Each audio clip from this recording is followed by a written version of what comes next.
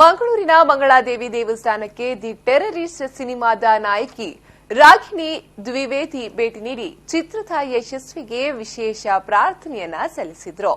ಚಿತ್ರವು ಅತ್ಯುತ್ತಮವಾಗಿ ಮೂಡಿಬಂದಿದೆ. ಚಿತ್ರ ಯಶಸ್ಸು ಕಾಣುತ್ತೆ ಅಂತ ಹೇಳಿದ್ರು. ಮೀಟೂ ಅಭಿಯಾನದಿಂದ ಸಮಸ್ಯೆ ಹೇಳಿಕೊಳ್ಳುವುದು ಒಳ್ಳೆಯ ವಿಷಯವಾಗಿದೆ. ಆದರೆ ಮೀಟೂ ಹೆಸರಿನಲ್ಲಿ ಕೆಲವರು ದುರ್ಲಾಭ ಮಾಡುತ್ತಿದ್ದಾರೆ ಅಂತ ಹೇಳಿದ್ರು. ಇದೇ ವೇಳೆ ಮಾತನಾಡಿದ ಅವರು ಶಬರಿಮಲೆಗೆ ಮಹಿಳೆಯರ ಪ್ರವೇಶದ ಕುರಿತು ಪ್ರತಿಕ್ರಿಯೆ ನೀಡಿದ್ರು.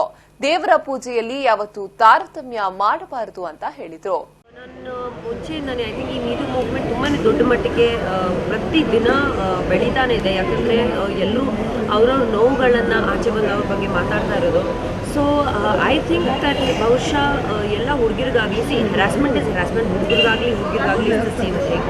But I feel I empathize with Shruti if it is something that has really happened.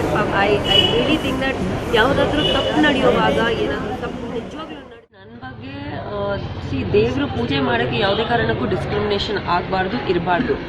ದೇವರು ಯಾವತ್ತೂ ಹೇಳಲ್ಲ ನೀವು ಒಂದು ಹುಡುಗನಾಗಿ ಪೂಜೆ ಮಾಡಬೇಕು ಇಲ್ಲಾಂದರೆ ಹುಡುಗಿಯಾಗಿ ಪೂಜೆ ಮಾಡಬೇಕು ಅನ್ನೋದು. ಎಲ್ಲರೂ ಒಂದೇ, ದೇವ್ರ ಕಣ್ಣಲ್ಲಿ ಎಲ್ಲರೂ ಒಂದೇ. ಸೊ ಡಿವೋಷನ್ಗೆ ಡಿಸ್ಕ್ರಿಮಿನೇಷನ್ ಮಾಡಬಾರ್ದು ಯಾವುದೇ ಕಾರಣಕ್ಕೂ. ಬಟ್ ಪ್ರತಿಯೊಬ್ಬರು ಕಾಸ್ಟ್